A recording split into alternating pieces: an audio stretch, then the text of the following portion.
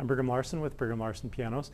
This is a early 90s Yamaha with an early player on it, a 1990s player, but we upgraded it to a modern system, which I'm going to demonstrate for you here in a second. We did a full refurbish on this piano. As kind of a general rule, that's about right. Usually about 20 to 25 years. This piano happens to be, I guess that's about 30 years old. After about 20 or 25 years of use, pianos need to be refurbished. They generally don't need to be rebuilt quite yet, unless they're like in a university setting where they're just completely hammered on for many, many hours a day. But this one wasn't terribly hammered on, but ready for refurbishing. So things like reshaping hammers, repinning a lot of the hammer butts, for example, full regulation, obviously cleaning. Everything is filthy after 10 years, much less 30. And leveling keys, aligning hammers, doing all of those kinds of things. This piano was also a kind of a walnutty sort of oak color, and that was fairly popular in that time. Actually, I think it was kind of that color of that grand right down there. Only it wasn't shiny like that one is. It was satin. That piano is also from this same era originally. So we'll probably actually be refinishing that one black, this satin black that I think just has more of a timeless kind of classy look. Some people think I'm sacrilegious for changing the original color, but I think it looks great, so it doesn't bother me. It looks good. We didn't do our highest level of refinishing. If you're across the room, like where the camera is right now, it actually looks perfect. Yeah, as I look in that camera screen, it looks perfect. But this is kind of a lower level of refinishing.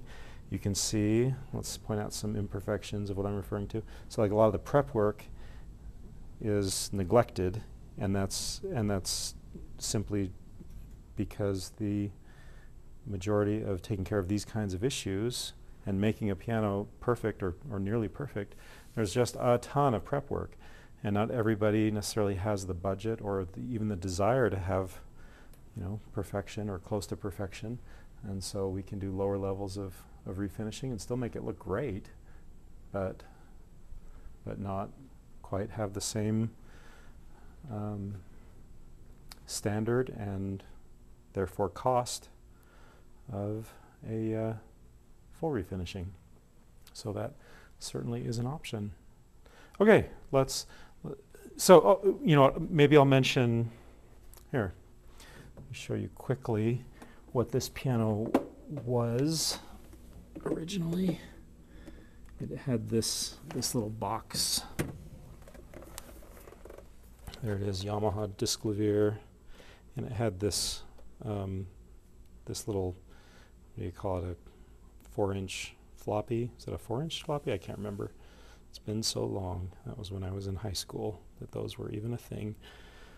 And then, all of this, so you'd put in those little floppies, and that's what that's the MIDI information that it would read, and you can, adjust all of everything there. But we upgraded it to the modern system, which has literally, why don't I pull up many thousands of songs that are just right at your fingertips, as opposed to having to deal with floppies. I'm still in the A's. Okay, we're going to play some classic Dave Brubeck. That's very hip. It is very hip.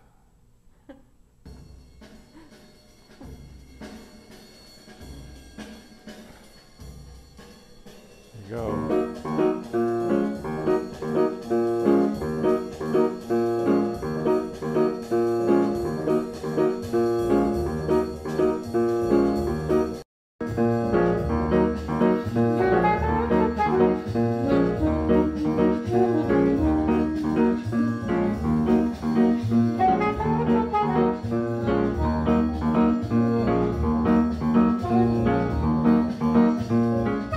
Try something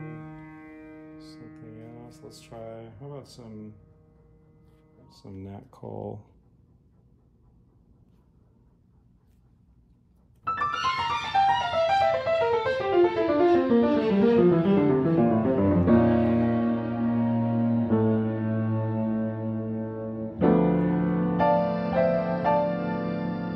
C'est une chanson In French, no less. qui nous ressemble.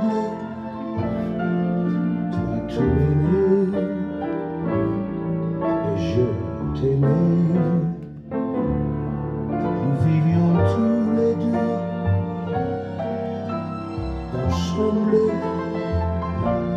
Toi qui m'aimais, moi qui t'aimais. Mais la This song is very sad, and I think it's actually even sadder in French. I actually speak French. And it was originally written in French. And it was, what would you say, borrowed?